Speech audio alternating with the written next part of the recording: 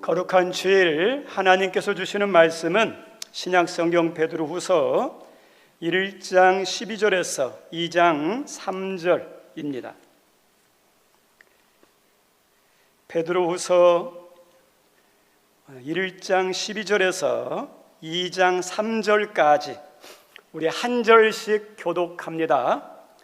그러므로 너희가 이것을 알고 이미 있는 진리에 서 있으나 내가 항상 너희에게 생각나게 하려 하노라.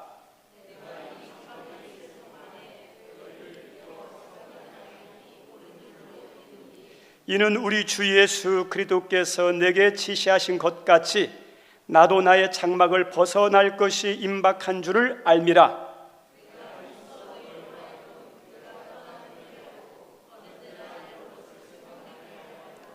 우리 주 예수 그리스도의 능력과 강림하심을 너희에게 알게 한 것이 교묘히 만든 이야기를 따른 것이 아니요 우리는 그의 크신 위엄을 친히 본 자라.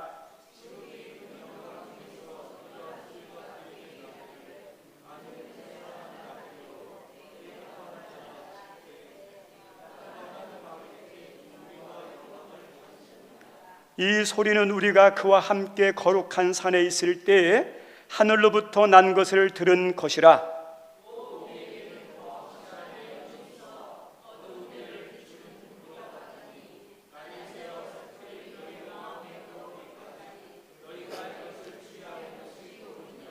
먼저 알 것은 성경의 모든 내용은 사사로이 풀 것이 아니니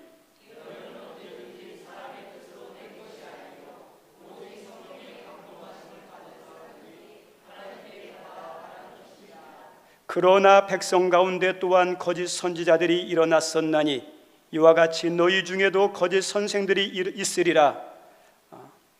그들은 멸망하게 할 이단을 가만히 끌어들여 자기들을 사신 줄을 부인하고 임박한 멸망을 스스로 취하는 자들이라.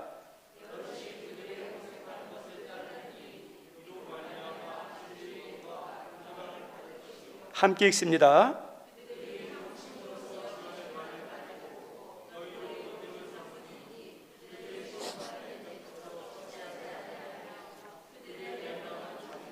아니하느니라. 아멘. 할렐루야.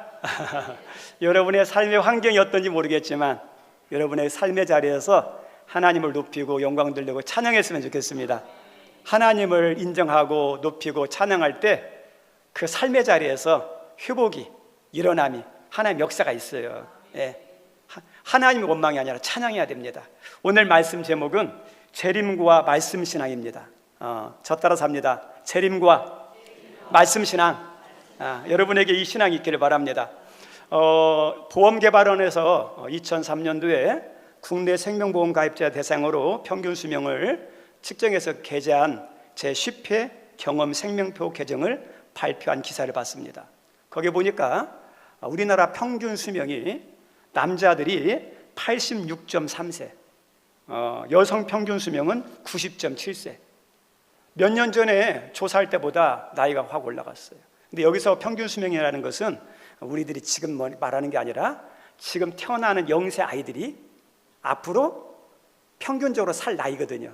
어쨌든지 지금 태어난 아이들은 최소한 특별한 문제가 없으면 남자들은 87세 정도, 여자들은 90세.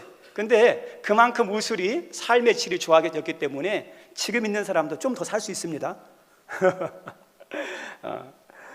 그런데 한 가지 그런 평균 수명이 주어졌지만 내 수명에 대해서는 잘 몰라요.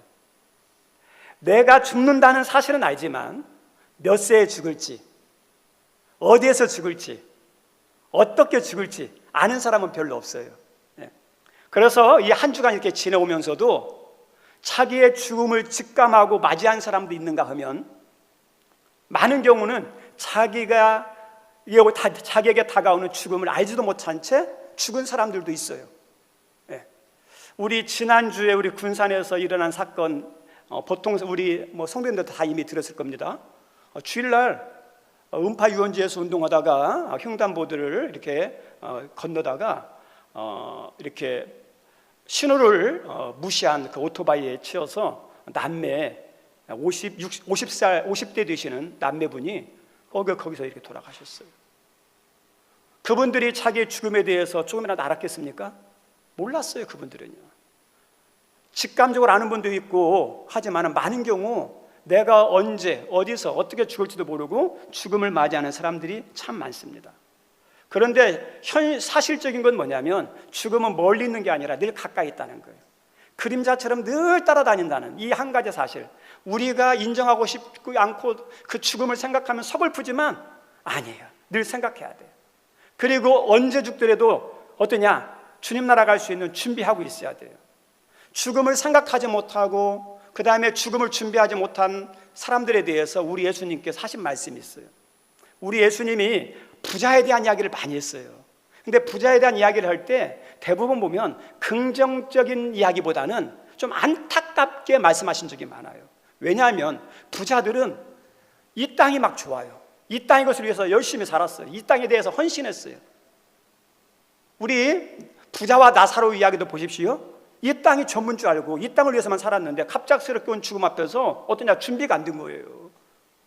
누가복음 12장에 부자 이야기를 하실 때도 어떠냐면 이 부자가 땅이 많은데 농사를 지으니까 너무 잘 된 거예요. 막 풍성한 곡식을 거두는데 들일 창고가 없어요. 그래서 창고를 쳤는데 창고도 다 차요. 얼마나 뿌듯합니까? 그래서 이렇게 자기도 막 만족하고 기뻐하는데 하나님께서, 예수님께서 어떤 말씀을, 하나님이 그날 밤에 찾아와서 네 영혼을 구하는데 네가 부른다면 네가 모은 모든 것이 누구시 되겠느냐? 이 어리석은 자야. 예수님께서 죽음에 대해서 생각지 않고 준비하지 않고 사는 사람들에 대해서 어리석다 그러는 거예요. 네. 오늘 본문의 말씀에 보면 베드로 사도가요, 이제 어떠냐? 살면서 믿음의 사람이잖아요. 기도의 사람이잖아요. 자기의 죽음의 그림자가, 죽음이 임박한 걸 느꼈어요. 믿음의 사람들 보면 그런 얘기를 해요. 야, 곧 죽을 것 같다, 그런 얘기들 합니다.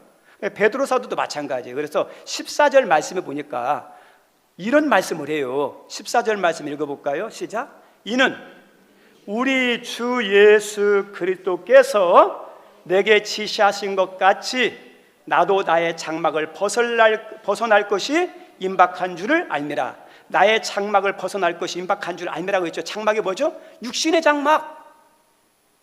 하나님께서 그런 마음을 주셨던 거예요. 너 이제 곧 죽는다, 준비하라, 이렇게 한 것 같아요.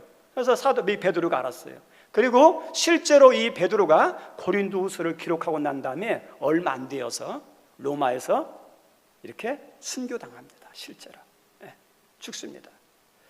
다시 말하면 오늘 이 말씀은 베드로가 죽기 직전에 하신 유언과 같은 말씀이에요. 이제 자기는 하나님 나라로 가지만 이 땅에 남겨질 교회와 성도들을 생각하면서 그들에게 꼭 기억하고 살았으면 하는 아주 중요한 두 가지 말씀을 합니다. 그래서 이 두 가지 말씀을 하시면서 어떠냐? 내가 떠나더라도 너희들 이것을 기억하며 살아라. 신신당부한 말씀이 두 가지 말씀이에요. 그래서 15절에도 이렇게 나왔어요. 15절도 한번 읽어볼까요? 시작. 내가 힘써 너희로 하여금 내가 떠난 후에라도 어느 때나 이런 것을 생각나게 하려 하노라. 그러죠. 베드로 사도가 내가 떠나더라도 나는 잊어버려도 좋지만 이 두 가지 말씀을 늘 꼭 기억하라. 이 말씀을 기억하며 살아라 하면서 아주 중요한 말씀을 하는데, 첫째가 뭐냐? 예수님의 재림이에요. 우리 성도 예수님이 처음 오신 초리 뭐죠? 구원자로 오셨죠. 근데 예수님은 다시 오시죠. 다시 오시는데 그것을 재림이라고 그래요. 재림. 초림 때는 구원자로 오시지만 재림 때는 어떤 분으로 오셔요? 심판주로 오셔요. 그래서 예수님이 재림하시는 날 모든 불신자나 성도들이, 산자나 죽은 자나 다 예수님의 그 보좌 앞에 나가서 심판을 받는데, 불신자들은 어때요? 심판을 받는 거죠. 그리고 믿는 사람은 어때요? 행함의 심판을 받아요. 그래서 다 심판받게 되어 있습니다. 우리 특별히 믿는 사람들은 우리 주님이 재림하시는 날 주님을 만나는데 빈손 들고 만나면 안 돼요. 빈손 들고 만나면 안 돼요. 그래서 우리 주님께 빈손 들고 만나면 안 되기 때문에 내가 땅의 것을 위해서만 살면 안 되고 하늘의 것을 위해서 산 것도 있어야죠. 우리가 나를 위해서, 우리 가정을 위해서, 자녀를 위해서 열심히 산 것도 감사해요. 그런데 돌아보면서 내가 주님을 위해서 산 것이 뭐가 있나? 그죠? 주님 앞에 나가서 주님 맞이하는데 빈손 들고 가면 안 되잖아요. 그래서 주님의 재림에 대한 얘기를 합니다. 그래서 재림에 이야기하는데 꼭 신앙을 방해하는 사람들이 있어요. 신앙을 방해할 때 뭘 방해하느냐? 신앙은 그 핵심이 뭐냐? 말씀과 연결돼요. 근데 말씀대로 살지 못하도록 말씀과 어긋나게 만드는 잘못된 말씀을 막 뿌리는 사람들이 있어요. 우리 예수님께서 이런 말씀 한 적이 있죠. 씨앗을 뿌렸는데 밤중에 가라지를 뿌렸던 사람도 있다고 그랬죠. 마귀잖아요. 예수님이 전한 말씀 가운데 어떠냐? 그 말씀이 믿어지지 않고 그 말씀 살지 못하도록 가라지를 뿌리는 마귀 같은 사람들이 있어요. 다시 말하면 이 베드로 사도가 아주 중요한 주님의 재림에 대한 말씀을 하는데 그 재림에 대한 신앙에다 가라지를 뿌리는 사람이 있어요. 그래서 가라지를 뿌려서 야, 예수님 이 땅에 오시지 않았어. 우리 예수님은 부활하지 않았어. 우리 예수님은 재림하지 않아 하면서 예수님에 대해서 부인하는 가라지를 뿌리는 거짓 선생들, 거짓 선지자들, 이단들이 나타난 거예요. 네? 우리 성도님들 그러면서 뭐라고 하냐면 지금 베드로가 말하는 이 재림신앙은 없는 것을 꾸며낸 이야기다. 교묘하게 꾸며낸 이야기다. 신화 이야기다. 우리 그 당시 로마 시대잖아요. 로마 시대에는 로마 신화가 있었거든요. 제우스 신, 막 아폴로 신, 막 그런 신이 있었죠. 그런 신화들이 있었거든요. 그런 신화와 같은 거다. 진짜 아니다. 믿지 말아라. 이 어리석은 자들 하면서 막 가라지를 뿌렸어요. 그런데 그 말을 듣고 따라가는 성도들이 있었어요. 그 모습을 보니까 우리 베드로 사도가 어때요? 너무너무 안타까운 거예요. 그걸 따르면 안 되는데 그걸 따르는 거예요. 우리 성도님들 이런 안타까운 현실을 바라보면서 베드로 사도가 내가 말한 것은 거짓말 아니다. 내가 말한 이 재림에 대한 것은 꾸며낸 신화 이야기가 아니다. 진짜다 하면서 자기가 예수님의 부름을 받은 사도로서 예수님께 이렇게 직접 경험했던 아주 중요한 사건 이야기를 해요. 베드로후서 1장에 보면 그게 어떠냐면 변화산 사건 이야기를 해요. 그 베드로가 변화산 갔을 때 지금까지 보았던 예수님과 다른 영광스러운 막 거룩한 모습을 보거든요. 막. 그런데 그 거룩한 모습에다가 뭐냐? 하늘에서 엘리야 선지자가 내려오고 모세가 내려오고 그리고 거기에서 이렇게 이야기하는 신비한 체험을 하는 거예요. 그리고 그걸로 끝나는 게 아니라 하늘에서 음성이 들리는데 뭐라고 들리냐면 이는 내 사랑하는 자요 내 기뻐하는 자다. 너는 이 예수의 말을 들으라. 이 음성을 들은 거예요. 그 신비한 체험을 했던 이 베드로 사도가 뭐라냐면 이 말은 내가 직접 예수님을 모시고 살면서 처음 했던 예수님으로서 직접 듣고 예수님과 같이 동행하면서 예수님에 대한 신비한 것들을 많이 경험했던 예수님이 나에게 친히 하신 말씀이다. 재림에 대한 것은 예수님이 하늘나라 올라가시면서 이렇게 말씀했다. 인자가 권능의 우편에 앉아있는 것과 하늘구름을 타고 오는 것을 너희가 보리라. 내가 직접 만나고 그런 신비한 경험을 했던 그 예수님이 친히 말씀하셨다. 그리고 우리 예수님께서 너희들 가운데 어떠냐? 인자가 올 때 살아있는 자도 있을 것이라고 말씀했다 하면서 이 재림이 거짓이 아니라 진짜인 것을 말씀해요. 그리고 실제로 우리 예수님께서 감람산에서 승천할 때 천사들이 뭐라고 그러죠? 천사들이 그러잖아요. 왜 어찌하여 서서 하늘을 쳐다보느냐? 너희 가운데 하늘로 올려지신 이 예수는 하늘로 가심을 본 그대로 어떻게 해요? 다시 오시라라 그랬죠. 그렇게 말씀하신 거거든요. 그래서 이 재림은 사실이다. 만약 이것을 믿지 않으면 아담과 하와가 이 거짓말을 전하는 마귀에게 속아가지고 다 잃어버렸던 것처럼 이 재림신앙을 믿지 않으면 너희 신앙들이 어때요? 아담과 하와처럼 다 잃어버릴 수 있다. 이렇게 말씀하는 거예요. 우리 성도님들, 이단과 사이비도 문제입니다. 그런데 이단과 사이비에 넘어가는 것도 좋은 건 아니에요. 오늘 읽었던 성경 말씀 보면 거짓 선지자와 거짓 교사들이 나오는데 지금으로 말하면 이단과 사이비예요. 하나님이 이들에 대해서 뭐라고 말씀하냐면 분명하게 말씀합니다. 2장에 넘어가면 하나님을 대적했던 타락한 천사들을 무저갱이에 집어넣지 않았느냐, 심판했거든요. 그리고 노아 홍수 때 하나님께서 하나님 말씀에 불순종한 사람을 심판하지 않았느냐, 소돔과 고모라 땅을 불로 심판하지 않았느냐. 그런 것처럼 거짓 교사들과 거짓 선자들 반드시 어떻게 한다? 내가 심판한다는 거예요. 하나님이 가만 안 놔둔다는 거예요.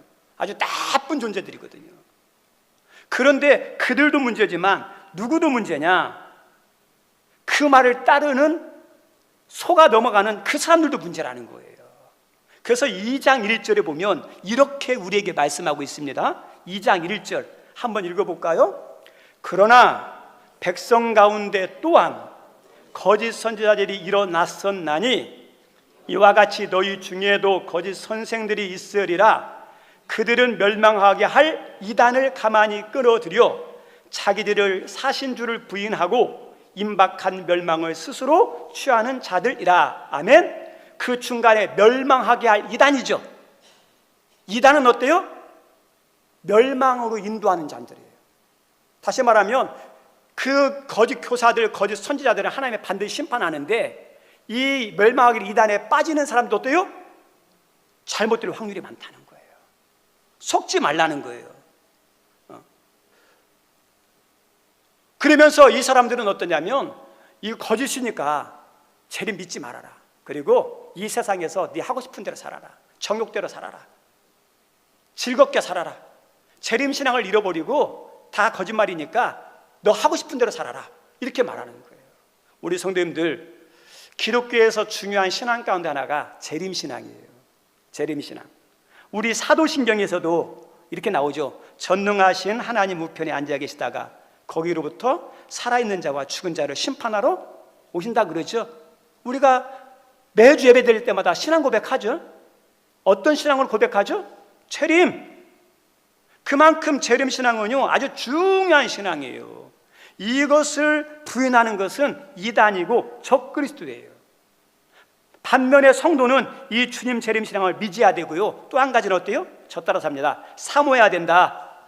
믿을 뿐만 아니라 어때야 돼요? 사모해야 돼요. 사모해야 돼요. 초기 기독교인들은 예수님의 이 재림에 대해서 믿을 뿐만 아니라 사모했어요.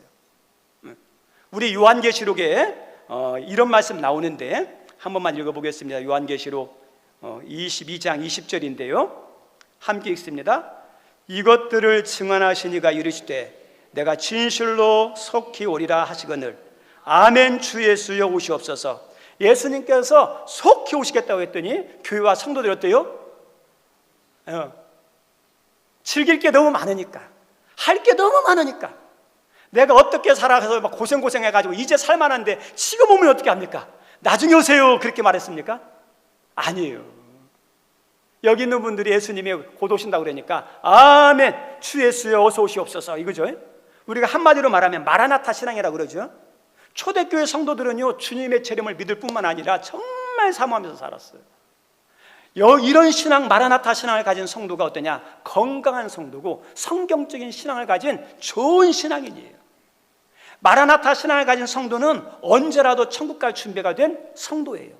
근데 만약에 마라나타 신앙이 없다, 하나님 나중에 왔으면 좋겠네요, 이런 생각과 그런 마음이 있는 분들은 어떠냐? 우리를 돌아보면 세속화되어서 신앙이 병들었다 생각하면 돼요. 예수님의 재림의 날을 이렇게 있는데 우리 예수님께서도 재림에 대한 말씀을 하신 적이 있어요. 슬기로운 다섯 처녀, 그 다음에 미련한 다섯 처녀 이야기 있죠. 주님의 재림 이야기거든요. 신랑으로 오시는 날. 근데 주님이 갑자기 이렇게 오시는데, 재림하시는데, 신랑으로 오시는데 지혜로운 다섯 처녀는 기름 등불을 밝히 들고 나가서 신랑 되신 예수님을 만나요. 맞이합니다. 근데 반면에 미련한 다섯 처녀는 준비하지 못했어요. 그러다가 예수님이 신랑이 오신다 했더니 이제 기름을 그 등불에다가 불을 밝혔는데 기름이 별로 없는 거예요. 꺼져가는 거예요. 그래서 지혜로운 다섯 처녀에게 가서 기름을 달라 그럽니다. 우리의 등불에 불이 꺼져가니 기름을 좀 달라 이러죠. 우리 성도님들, 우리 주님 오시는 날 믿음이 있어야죠. 근데 믿음이 있어야 되는 믿음이 점점 꺼져가려고 그래요. 기름이 없으니까. 기름이 없는 거예요. 우리 성도님들, 우리 여러분들의 믿음을 밝히는 것들이 뭘까요? 믿음은 그냥 하는 게 아니에요. 여러분들의 예배, 여러분의 기도, 여러분 은혜에서 이렇게 불이 밝혀지잖아요. 다시 말하면 믿음의 불이 꺼지고 있는 거예요. 우리가 영적으로 한번 돌아봤으면 좋겠어요. 지금 예수님이 이렇게 신랑으로 오신다고 그런다면 여러분이 지혜로운 다섯처럼 등불을 맞아야 돼, 켜고 가야 되는데 어때요? 등불이 막 밝혀졌습니까? 꺼져가고 있습니까? 한번 생각해 볼 일이에요. 오늘날 많은 경우 보면 믿음의 불이 점점 꺼져가고 있어요. 안타까운 현실이에요. 그리고 어떠냐면 그 믿음 유지하는 것도 너무너무 힘들어요. 겨우겨우 이렇게 촛불처럼 막 할 정도밖에 안 됩니다. 우리 예수님께서 이 지혜로운 다섯 톤을 통해서 뭐냐면 주님이 언제 오시더라도 밝히 불을 켜고 준비할 수 있도록 준비하라 그랬거든요. 우리 귀한 성도님들, 재림신앙은 아주 중요합니다. 여기 있는 우리 성도님들에게 다시 재림신앙이 회복되는 은혜가 있기를 바랍니다.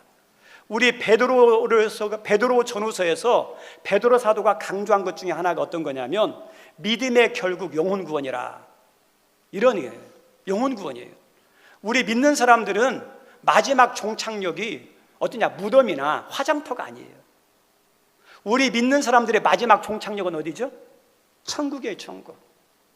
천국이에요. 천국. 예. 그런데 그 천국인데 우리 하나님이 원하시는 신앙은 어떠냐면 죽어서도 천국이지만 이 땅에 살아있는 동안에도 어떤 삶을 살기를 원할까요? 천국 같은 삶을 살기를 원하셔요. 지금 우리 성도님은 지금 천국 같은 삶을 사십니까? 바리새인들이 이런 말씀이에요. 주님의 나라가 언제 어디에 오느냐 이렇게 물어봤더니 주님의 나라는 너희 마음에 있느니라. 우리 예수님이 말씀하신 것 중에 뭐냐면 진짜 천국은 주님이 재림할 때도 오지만 주님이 오시면서 어떠냐 하면 천국이 이 땅에 임했다는 거예요. 너희들 가운데 임했다는 거예요. 어디요? 주님 모신 너희들이 마음이 천국이라는 거예요. 그래서 건전한 그 다음에 신실한 믿음의 사람은 지금 여러분의 삶의 자리에서 어떤 삶을 사는 거예요? 천국의 삶을 사는 거예요. 천국의 삶이에요. 예수를 모신 그곳이 어때요? 그 어디나?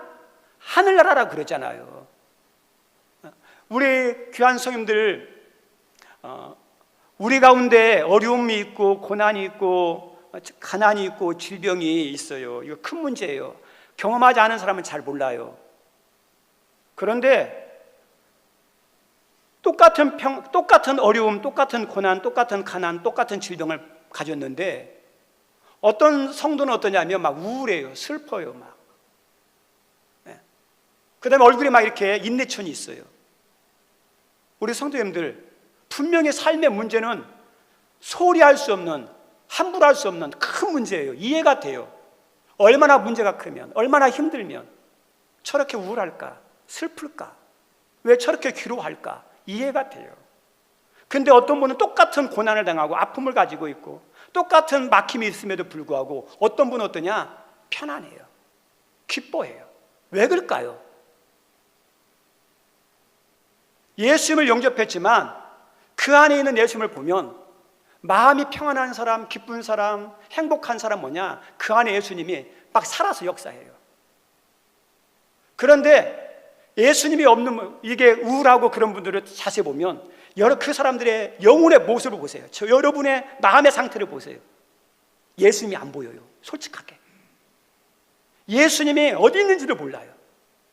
예수님이 숨어 있어요. 예수님이 어떠냐? 쫄아들어 있어요. 죄송합니다. 예수님이 쫄아들은 분 아니에요. 그분에게는 예수님에 대한 믿음도 없고 예수님을 생각지도 않고 예수님을 부르지도 않으니까 예수님을 찾아볼 수가 없는 거예요. 그러니까 어때요? 문제가 그를 지배하는 거예요. 아픔이 지배하는 거예요. 어려움이 지배하는 거예요. 우리 성도님들, 문제가 있어도 아픔이 있어도 막힌 것이 있어도 예수님을 찾고 예수님을 생각하고 예수의 이름을 부르면 어떤 줄 아십니까? 마음에 평안이 있다니까요. 우리의 모든 삶의 은혜와 소망과 기적은 어디서 오는 거냐? 예수님이 여러분 안에서 먼저 살아있어야 돼요. 그래서 하나님께서, 예수님께서는 천국도 중요한데 어떤 천국을 중요하게 여기느냐? 여기에서의 천국이에요. 여러분 안에 예수님이 계십니다. 영접한 분. 그 예수님이 여러분 안에서 살아있습니까? 힘들 때 예수님의 이름을 찾고 예수의 은혜를 구하고 도움을 구합니까? 예수님을 생각하고 부를 때 어떠냐? 어둠이 떠나가요. 슬픔이 떠나가요. 절망 가운데 있지만요, 예수님을 생각하면 소망이 생겨요. 그래서 예수님이 여러분 안에 살아있을 때 이 땅에서도요 천국의 삶을 경험할 수 있어요. 오늘 말씀 보면 베드로 사도가 주님의 재림 이야기를 해요.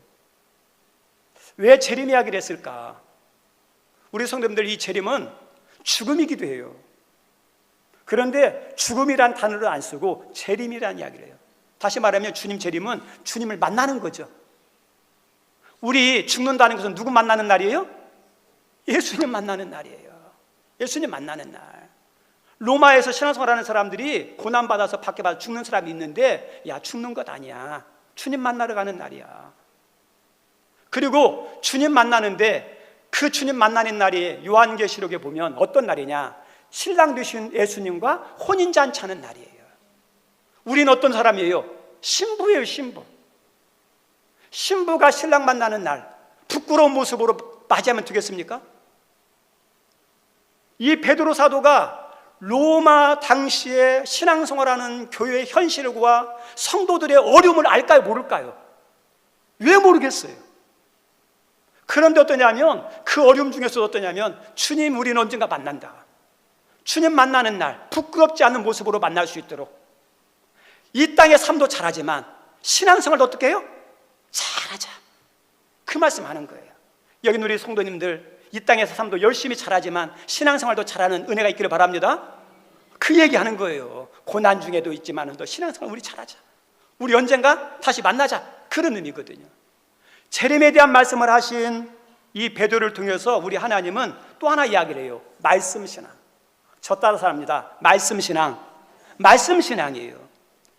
베드로 사도가 성경을 기록할 당시 우리 기독교인들은 세대 교체가 이루어지고 있었습니다. 왜냐하면 예수님이 살아서 공생애하는 가운데 복음을 전하고 그 다음에 이적을 행했을 때 그때 예수님 때 예수님의 말씀을 듣고 동행하고 많은 것을 경험했던 사람들 복음 1세대예요. 근데 예수님이 돌아가신 이후에 십자가에 돌아가시고 부활하신 이후에 지금 몇 년이 지났느냐? 30년이 넘었어요. 그러니까 복음 1세대들 가운데 죽는 사람이 많았겠죠. 별로 안 남았어요. 특별히 로마는 어떨까요? 우리 예수님께서 사역하던 당시가 예루살렘 하고 이스라엘에서만 거의 다 사역을 했잖아요. 그래서 예수 믿는 사람들이 로마로 갔던 사람들 가운데 얼마나 되겠습니까? 근데 1세대가 죽고 얼마 안 남았어요. 얼마? 그래서 그 1세들이 죽고 나니까 이제는 어떠냐면 복음을 전해서 예수님을 믿게 된 복음 2세대들이 이제 생겨납니다. 근데 복음 2세대들이 정말 부러운 사람이 있어요. 누굴 부러워했을까요? 이 사람들은 어쩌 정말 믿음의 사람들이에요. 믿음으로 살기를 원했던 사람들이에요. 이 사람들이 부러운 게 누굴까요? 우리 성도 여러분들이 신앙생활 하는데 어떤 사람이 부러워요? 신앙생활 잘하는 사람 부럽잖아요. 막 하나님 막 사랑하는 사람 부럽잖아요. 솔직하게 이 사람들도 부러운 사람이 있었어요. 어떤 사람이 부러웠느냐? 예수님 당시에 예수님을 직접 목격하고 예수님의 말씀을 직접 듣고 예수님의 이적을 경험한 믿음 1세대들이 막 부러운 거예요. 그 사람들이 부러운 거예요. 특별히 어떤 사람의 부러움의 대상이었냐면 사도들. 왜요? 사도들은 예수님이 직접 불렀죠. 그리고 어떠냐? 가장 가까이에서 하나님의 비밀한 것들을 많이 맛봤잖아요. 그러니까 이 복음 2세대들이 예수님 당시에 있었던 1세대들이나 사도들을 보면 예수님은 어땠어요? 예수님이 어떤 말씀을 하셨어요? 예수님 말씀할 때 어떤 반응들이 있었어요? 막 물어보는 거예요. 막 그러지 않을까요? 궁금한 거예요. 특별히 복음 2세대들이 가장 부러운 사람은 사도 가운데 사도인 베드로 사도. 이 베드로 사도는 우리 예수님의 수제자잖아요. 12제자 가운데 3명의 제자만 우리 예수님이 데리고 간 것도 있잖아요. 변화산, 겟세마네 동산. 회당장 야이로의 딸이 죽었는데 살리러 들어갈 때도 3명만 데리고 들어갔잖아요. 그리고 베드로에게는 어떠죠? 천국의 열쇠까지 줬잖아요. 그러니까 어떠냐? 베드로 사도가 제일 부러워요. 그래서 베드로 사도가 이야기하면 막 귀를 쫑긋쫑긋 열고 막 재밌게 은혜스럽게 듣는 거예요. 그런데 그 베드로 사도가 임박한 죽음 앞에서 내가 예수님의 부름을 받고 예수님의 생생한 말씀을 듣고 신비한 것들을 많이 경험했지만 이 처음보다 더 중요한 게 뭔지 아냐? 말씀이라는 거예요. 말씀. 이 주관적인 체험이 내 신앙을, 우리의 주관적인 신비 체험을 하면 믿음이 세워지지만 그건 주관적인, 개인적인 거예요. 체험보다 더 중요한 게 뭐냐? 말씀이에요. 말씀. 그래서 이 베드로는 경험보다 중요한 게 뭐냐? 말씀이 중요하다고 말씀해요. 19절 말씀 한번 읽어볼까요? 19절 말씀 같이 읽죠? 또 우리에게는 더 확실한 예언이 있어. 어두운 데를 비추는 등불과 같으니 날이 새어 샛별이 너희 마음에 떠오르기까지 너희가 이것을 주의하는 것이 옳으니라. 더 확실한 예언이 있다 그러죠? 처음보다 중요한 게 뭐라고요? 하나님 말씀이라는 거예요. 말씀이 중요해요. 그래서 이 말씀이 가장 중요한 확실성, 신앙의 핵심이다. 그래서 이 말씀은 함부로 사사를 풀면 안 된다 하면서 이 말씀 신앙을 강조합니다. 우리 성도님들, 우리 로마에서 신앙생활을 했던 당시의 역사를 보면 기독교인들이 재산을 뺏기는 일들이 많습니다. 직장에서 쫓겨났습니다. 그리고 거기서 살지 못하고 추방당합니다. 나그네의 삶을 삽니다. 그리고 어떤 사람들은 잡혀서 옥에 갇히고 고문을 당합니다. 그리고 또 어떤 경우는 순교당하는 사람들이 있었습니다. 왜 이 당시에 있는 그 로마에 있는 기독교인들이 왜 이런 수모와 아픔을 당하죠? 믿음인데 우리 성도님들 적당히 믿으면 이렇게까지 안 해요. 편하게 믿었으면 이렇게까지 안 해도 됐어요. 당시 로마 사회는 로마 나라는요 다신교예요. 기독교 믿어도 돼요. 유대교도 또요 있었어요. 다른 민족의 신들도 다 믿었어요. 그만 거 아니에요. 다 믿었어요. 근데 왜 유독 기독교만 박해를 받고 기독교만 핍박을 당한 줄 아십니까? 우리 로마는 다양한 민족을 막 이렇게 정복했잖아요. 통일성이 중요해요. 그래서 이 통일성과 그 다음에 하나님을 강조하기 위해서는 중심점이 누구냐? 황제여야 돼요. 황제. 그러니까 황제 중심으로 해야 되는데 이 황제를 어떻게 여겼냐면 단순한 황제가 아니라 신격화했어요. 신격화. 로마에 보면 그 신하들 있죠. 인간이 신들이잖아요. 그런 것처럼 이 황제도 신이다. 신격화했어요. 그래서 어떠냐면 이 기독교인들도 이렇게 하면 돼요. 다른 종교 사람들처럼 공식적인 자리에서 가이사 황제는 나의 주인이다 이렇게 선포하고 같이 섬기면 문제가 없었어요. 그런데 다른 종교는 다 그렇게 했어요. 유대교도 그렇게 했어요. 근데 기독교인들은요 그 말을 안 했어요. 왜요? 가이사는 나의 주인이라는 그 말이 어떠냐? 신격화가 담겨있기 때문에. 그것을 배격하는 것 중에 하나가 뭐죠? 하나의 말씀 가운데 우상 숭배를 금한 거죠.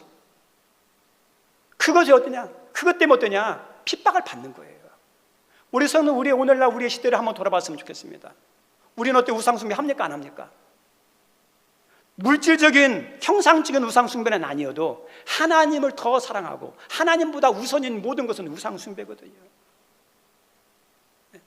이 초대교회는 그렇게 하지 않았어요. 그리고 더 나가서 이 로마에 있는 성도들이 박해를 받은 이유가 뭔지 아십니까? 로마의 나라에서는 황제의 말이 그리고 그 나라의 법이 우선이에요. 근데 기독교인들은 아무리 황제라도 아무리 제국 로마 제국이라도 하나님 말씀이 먼저라는 거예요. 하나님 말씀이 더 중요하다는 거예요. 그러니까 로마 사람들이 볼 때는 어때요? 이것들은 어떠냐면 황제를 무시하고 나라를 무시하고 법을 무시하는 것 존재로 보이는 거예요. 그건 아니거든요. 존중하고 따르지만 하나님 말씀이 중요해요. 그래서 이 로마 당시의 기독교인들은 하나님 말씀을 뭐처럼 여겼어요? 생명처럼 여겼어요. 말씀 하나님 말씀하시는 하나라도 순종하려고, 하나라도 더 실천하려고 했던 사람들이 로마의 기독교인들이었어요. 그래서 그것 때문에 어떠냐? 잃어버리고 옥에 갇히고 순교당하고 쫓겨나는 하죠. 그런데 우리 성도님들, 이렇게 믿은 로마에 있는 성도들이 그 순수한 신앙, 소박한 신앙, 깨끗한 신앙, 거룩한 신앙이 어때요? 로마를 변화시켜요. 로마의 사람들 80%가 기독교인이 되게 만듭니다. 말씀 마치고자 합니다. 프란시스 세포에가 쓴 그러면 우리는 어떻게 살 것이라는 책이 있어요. 제목이 우리에게 시사하는 바가 많습니다. 우리 성도님들, 여러분 어떻게 사실 겁니까? 중요한 게 어떻게 사느냐가 중요해요. 근데 어떻게 사느냐는 어디서 나오느냐? 믿음에서 나와요. 어떻게 사냐가 믿음을 결정하는 게 아니라 내 믿음이 어떻게 살 것인가를 결정해요. 로마 교회, 로마 시대에 있었던 기독교인들은 믿음이 있었어요. 그 믿음이 그들의 삶을 결정했어요. 얼마나 아름답고 깨끗합니까? 여기 있는 우리 성도님들, 여러분의 삶이 아름답기를 원합니까? 재림하시는 날 주님 앞에 설 때 부끄럽게 서기를 원하십니까? 근데 그 삶은 어디서 나오는 거냐? 여러분이 어떤 믿음을 가졌냐에 따라 달라져요. 여기 있는 귀한 분들에게 귀한 믿음 있기를 바랍니다. 그 믿음을 통해서 여러분의 삶이 아름답게 펼쳐지고 그 다음에 수놓아져서 주님 만나는 날 부끄럽게 서는 그런 은혜가 있기를 주님의 이름으로 축원드립니다. 우리 시간